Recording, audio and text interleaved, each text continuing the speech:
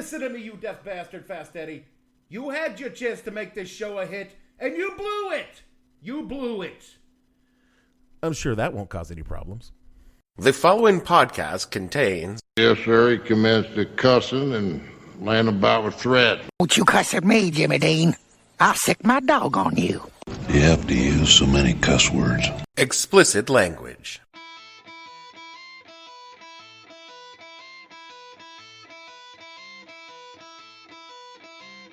Hello and welcome to the podcast that asks a simple question.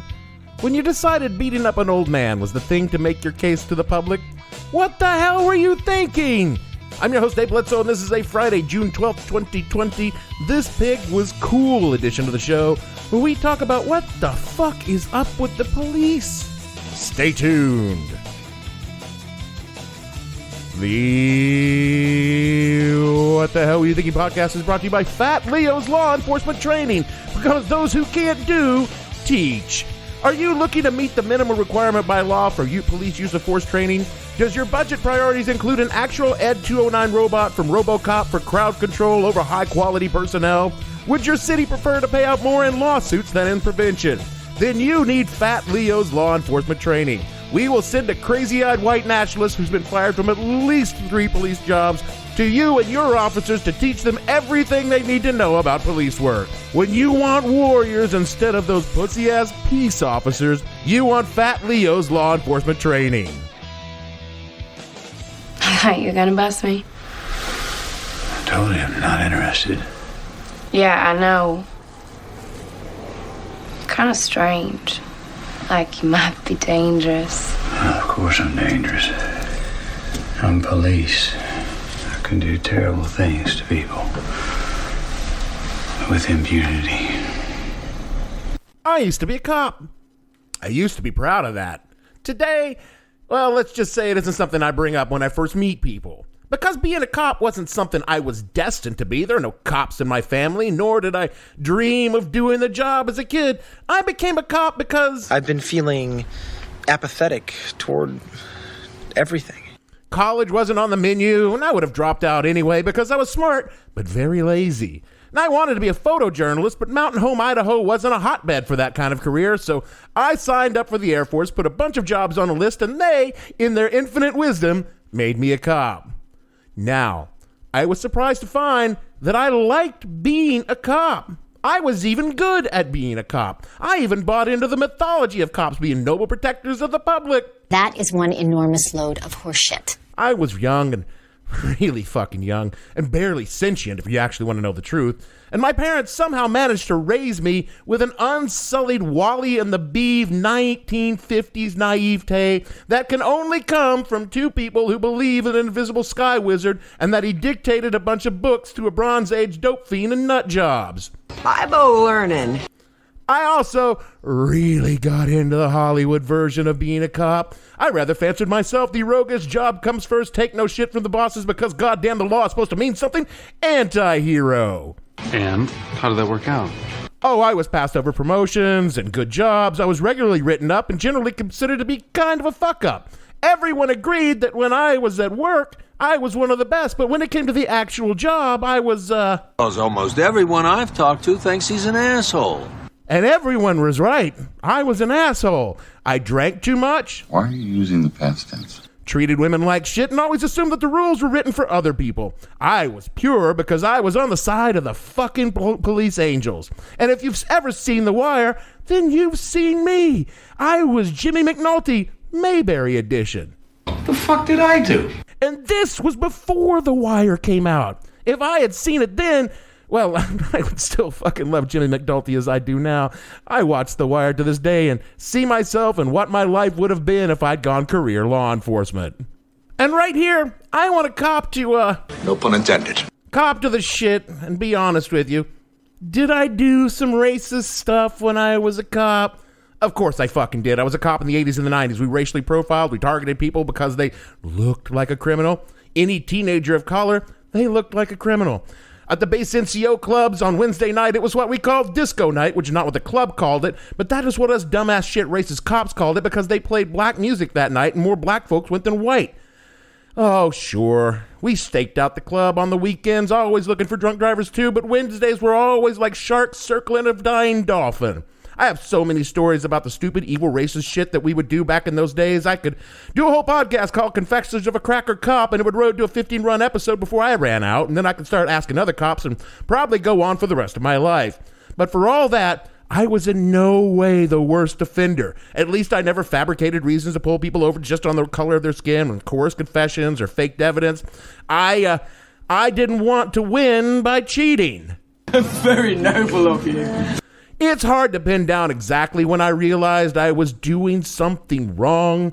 I remember the Rodney King beating and thinking, well, that wasn't how I'd been trained, but surely those cops must have known something I didn't.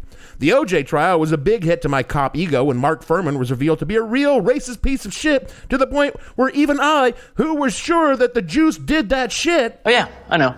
He totally did it. ...was like, well, now, I could see how maybe he didn't do it, so I couldn't convict him. But it was related to all of this that finally made me check my fucking white ass privilege. I was interviewing this kid. He's probably 13 or 14.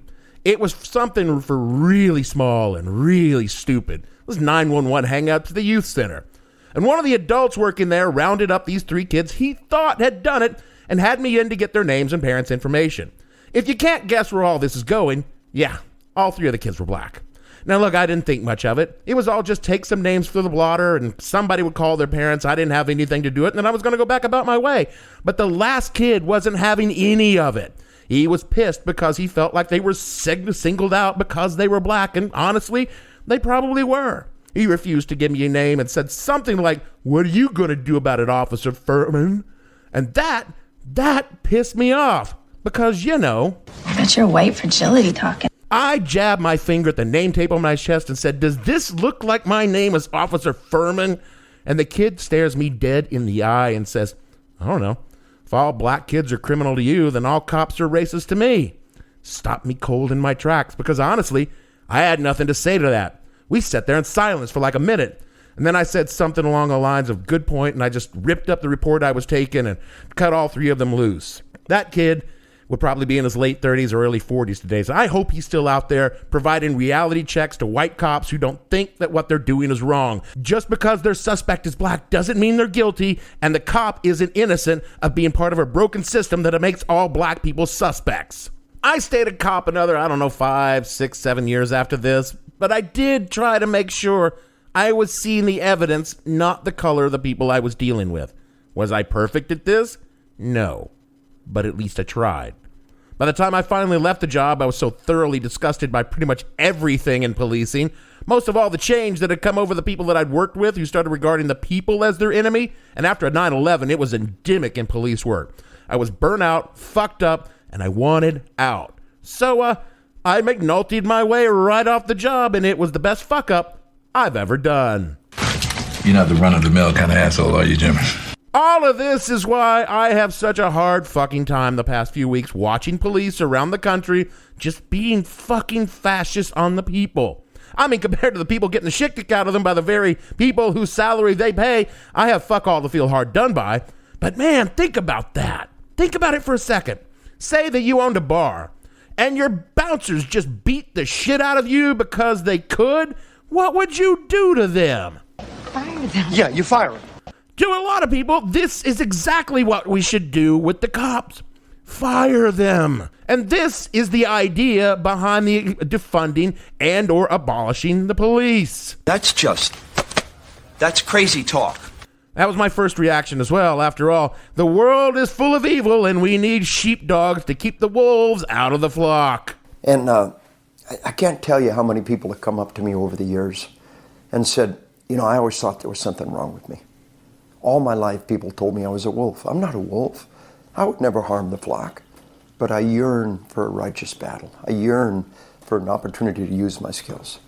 The sheep are all those kind, decent, gentle creatures who can only hurt you by accident or extreme provocation. And the wolf will feed on the sheep without mercy. And then there's the sheepdog. The sheepdog is a predator too. The sheepdog's a meat eater too. It takes a predator to hunt a predator. But that sheepdog If you have no propensity for violence, then you're a nonviolent citizen. If you have a propensity for violence and an absence of empathy, violence without any emotion for others is a pretty good definition of aggressive sociopath or a wolf. But what if you had a propensity for violence and a love for the lambs? What if you spent a lifetime nurturing the capacity for violence and a desire to use it in a righteous battle? You know, the sheep heard about the 9/11 hijackings. They said, thank God I wasn't on that plane.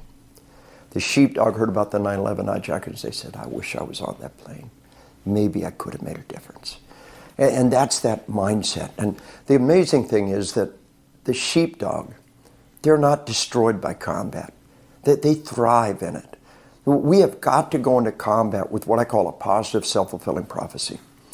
People have scripts in their mind, and if you get in a gunfight and you say, oh my God, my life is going to go to hell, I had to kill this guy, everything's going to be shit, then that's a mental program you just gave yourself.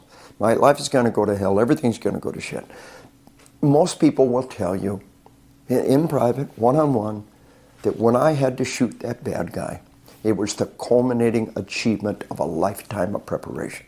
I used my skills in a life and death event to stop a deadly force threat and to save lives and to stop a bad man. It was the ultimate achievement of my lifetime, the pinnacle of a lifetime of preparation.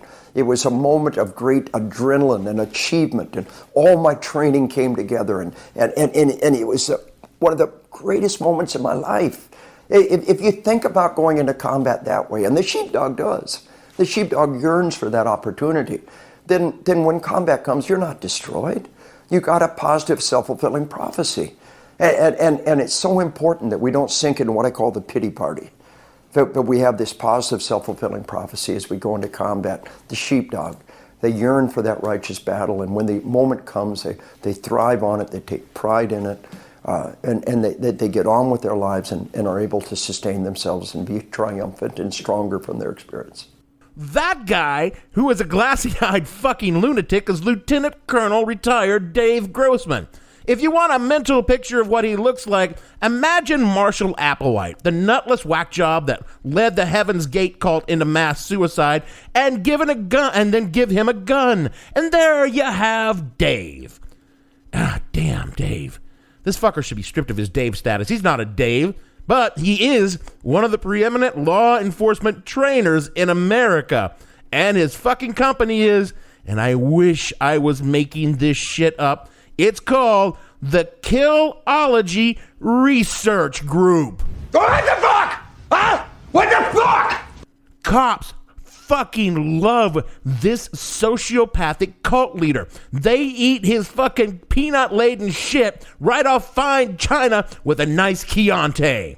From an article in Mother Jones, quote, Grossman calls his discipline Killology, the scholarly study of the destructive act.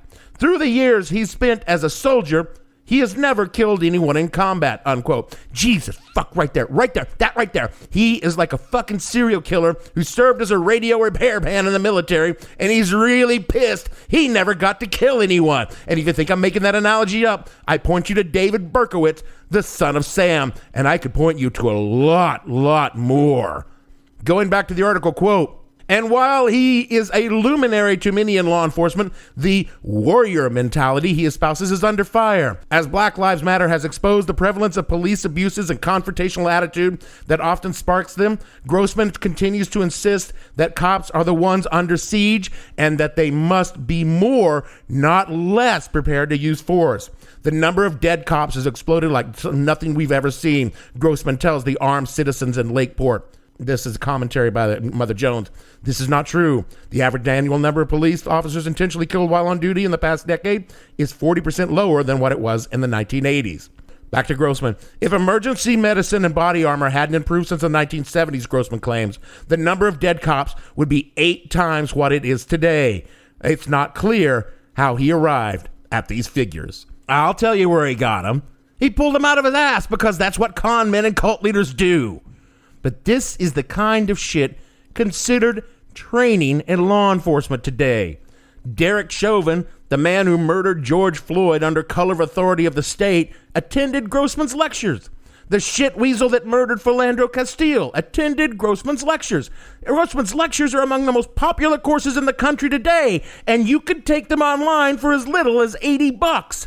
And I want to be fucking clear, Grossman was never a fucking cop. He was a grunt, a paratrooper, and then a platoon commander, and rose through the ranks in the infantry. And I think I spent last week noting the reasons why infantry troops shouldn't be doing law enforcement. But if you need a quick refresher, because they are trained to kill people and break shit, that's not law enforcement. That Grossman is only one of myriad hucksters out there peddling militarism to street cops because it's good fucking money. That's why so many con men and cult leaders are out there doing it, because it's a great way for girlfriend's gonna get paid.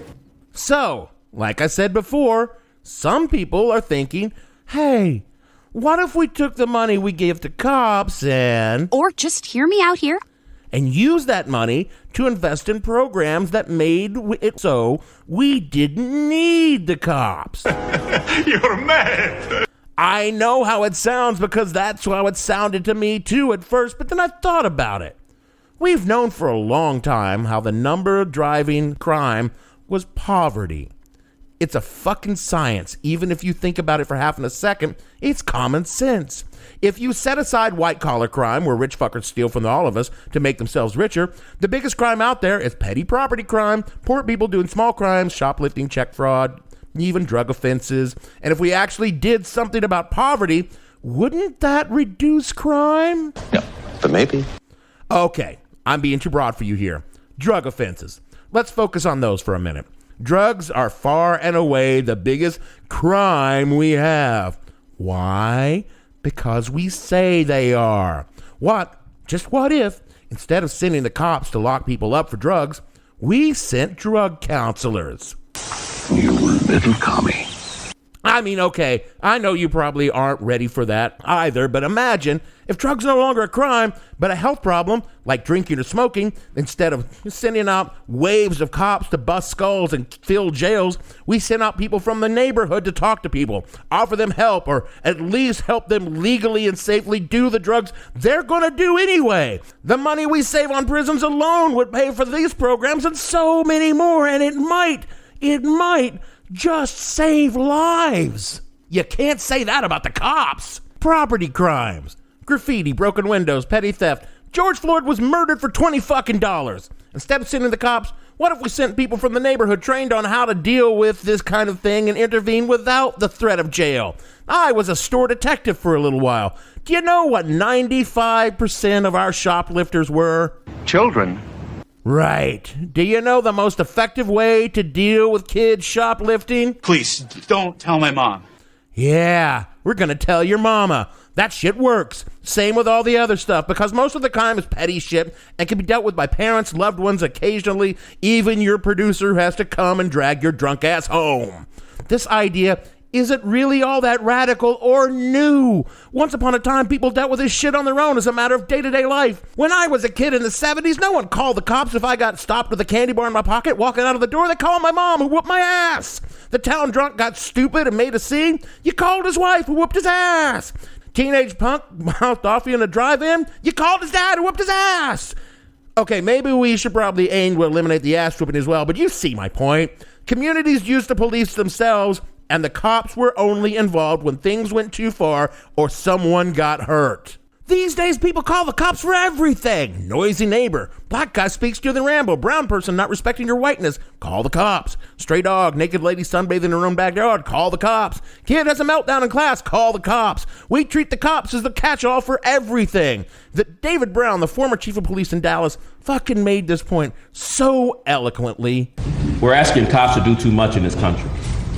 We are. We're just asking us to do too much. Every societal failure, we put it off on the cops to solve. Not enough mental health funding. Let the cop handle it. Not enough drug addiction funding. Let's give it to the cops. Here in Dallas, we got a loose dog problem. Let's have the cops chase loose dogs. Schools fail. Give it to the cops. 70% of the African community is being raised by single women. Let's give it to the cops to solve that as well. That's too much to ask Policing was never meant to solve all those problems. And I just ask for other parts of our democracy, along with the free press, to help us. And not put that burden all on law enforcement to resolve. The chief of police of the Dallas Police was basically arguing to defund the police. That's what defunding the police really means. Shifting the burden from the cops to the people who are trained to do the kind of work that needs to be done. This is from a June 7th article in the Washington Post. Quote, defunding and abolition probably means something different from what you are thinking. For most proponents, defunding the police does not mean zeroing out budgets for public safety, and police abolition does not mean that police will disappear overnight or perhaps ever. Defunding the police means shrinking the scope of the police responsibilities and shifting most of what the government does to keep us safe to entities that are better equipped to meet the need. It means investing more in mental health care and housing and expanding the use of community mediation and violence interruption programs. Police abolition means reducing with the vision of eventually eliminating our reliance on policing to secure our public safety. It means recognizing that criminalizing addiction and poverty, making 10 million arrests per year, and mass incarceration have not provided the public safety we want and never will. The abolition language is important because it reminds us that policing has been the primary vehicle for using violence to perpetrate the unjustified white control over bodies and lives of black people that has been with us since slavery. That aspect of policing must literally be abolished, unquote. Defenders of the status quo, defenders who are largely white and male, want you to believe you need these warrior fucking cops on the street to keep the wolves at bay. I am here to tell you, as a former cop, there are no fucking wolves. To compare you, my fellow citizens, to sheep is the biggest fucking insult I can imagine. It is literally removing your humanity and turning you into a placid, idiotic creature that is so stupid you are unable to take care of yourself. Defending you from imaginary boogeymen in the dark has always been the tool of authoritarians, from the days of Rome through the imaginary Jewish cabals of the Third Reich, right down to the scary black man today. It is a fiction created to keep you under control, and you should not fall for it. If you do, then you are a sheep and you deserve what you get. We're asking cops to do too much in this. There are crimes out there, real crimes. You're goddamn right. There are now and always will be murders, rapes, billionaires, and politicians. And those people need someone to find them, investigate them, and send their billionaire asses to jail where they can hang themselves, just like Jeffrey Epstein didn't. But those people looking for them, hunting them, prosecuting them should be fucking professionals. Do you know what you need to be a cop like I was? Just some schmuck with a gun and the power to take your life with impunity? Of course you don't, because there isn't one. Not a universal one. It varies from state to state, even city to city. In one city, you might need a college degree. In the next city over, you might only need a GED. You know what GED stands for? Good enough diploma. The closest thing there is a peace officer standards and training certificate, which mandates that, among other things like physical requirements, an officer attend an academy as a minimum of 500 hours long. And how long is 500-hour course? Assuming a standard 8-hour day, not counting weekends, 62 days. 2 months? Yeah. Would you like to know what it takes to get a barber's license in most states? 1,000 hours. Twice what it takes to be a cop to cut hair, a thing your mom can do with a bowl and a pair of fucking scissors. By comparison, just in case you were interested, I spent 3 months in the law enforcement academy, 3 more months in a patrol dog school to learn how to be a dog handler, and then 2 months at ground combat school before I was sent to my first duty station in the military. Once I was at that station, it took almost a full year before I was signed off and considered to be fully trained so that I could perform basic law enforcement without supervision. And this was in 1988 in the Air Force at Podunk, Arkansas. When I left the military, I had to attend another academy class in 2000 just to be a campus cop, an academy class that met the post-certification standards of 500 hours. And you know what my most pressing police duty was as a campus cop? It was helping students hide their kegs from the other campus cops. Why the fuck is this a thing? And let me tell you, if this is what you're paying for, you're not getting your money's worth. Factor in how cops are killing black people like slapping mosquitoes, and you are getting fucked. Not as much as black folks, but you know what? That shouldn't surprise anyone. So maybe this whole idea of defunding or even abolishing the police isn't as crazy as it seems. Maybe, just maybe, if I can't appeal to your basic humanity and sense of decency, and here I'm assuming you're a conservative who has somehow stumbled into this podcast, let me appeal to you by saying this: you're not getting your money's worth out of the cops, because the cops are really, really, really shitty, bad employees, underqualified, poorly trained, and costing you a shitload of money and lost profits because of their lawsuits and high insurance payments. Wouldn't you, Mr. Businessman, say to yourself, is there not a better way? I am here to tell you that there is. It won't happen overnight. It won't be easy, but it will save you, Mr. Conservative, money in the long run. First step, in qualified immunity for police. That's the law that prohibits cops from being sued for misconduct when they're on the job. This is an easy one, because once these fat fucking ticks in human suits start seeing their pensions confiscated and their bass boats being carted off to pay for lawsuits, you will see them stop fucking getting their dicks hard when they beat the shit out of a black kid, or if you're conservative, an old white dude. Second, pass laws to control the police unions and their payments for union bosses. You are happy enough to do that shit when it comes to poor people at a Walmart. Use some of that free market mojo on the fucking cop unions, and you will see these white dudes that haven't fucking drove a patrol car in 20 fucking years start taking their retirement options toot fucking sweet. And then pass a law mandating police live where they work. You work in Harlem, you fucking live in Harlem. Don't like it? We can find someone who does. Raise the minimum standards to be into a cop to be at least as high as a fucking barber. Nothing against the Russian dudes that cut my hair and they have a straight razor and shit, but I kind of want the folks who investigate crimes to at least have some education on the shit they aren't allowed to do. Make your departments look like the community they serve. I mean, tattooed white bros with Confederate flags on their cars, fine on Merrick, Long Island, but not in East New York. Actually, no, they're not fine in Merrick, Long Island either. And finally, and perhaps biggest of all, give the people real power over the police. New York City has what they call a citizen complaint review board, which is 4 lies in a row. They have no real power over the cops. Give them some.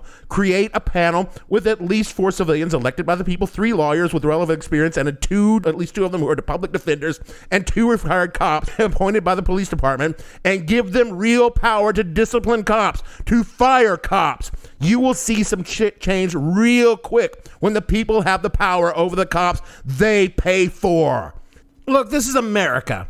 We're not going to erase 400 years of racism overnight, but we can do things to put the cops back in line with what we want them to be, what the law requires them to be. We can make a system where people who know what the fuck they are doing can do things to help people, and the cops can do what they are supposed to know what they are doing and doing, which is chase actual bad guys. Looking at you, Jeff Bezos. Looking at you.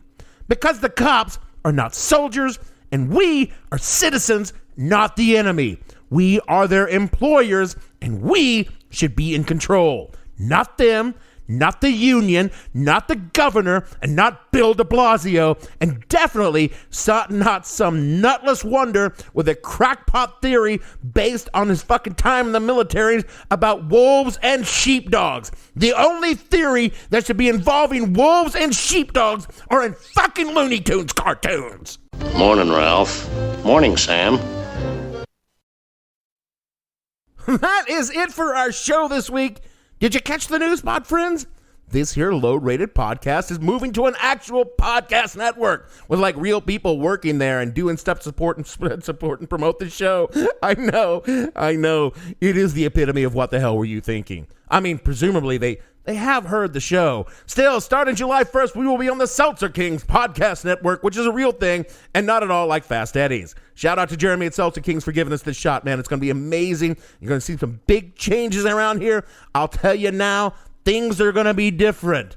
Gavin is sweating this shit real bad. So, rate and review the show wherever you get your pods so people can find and wonder, why the hell did they put them on the network? Follow the show on Twitter at @thehell_podcast or the show name on Facebook. News and details about our big move will be found at whatthehellpodcast.com.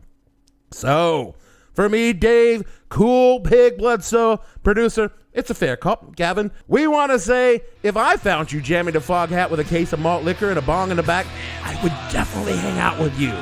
We'll see you all next week.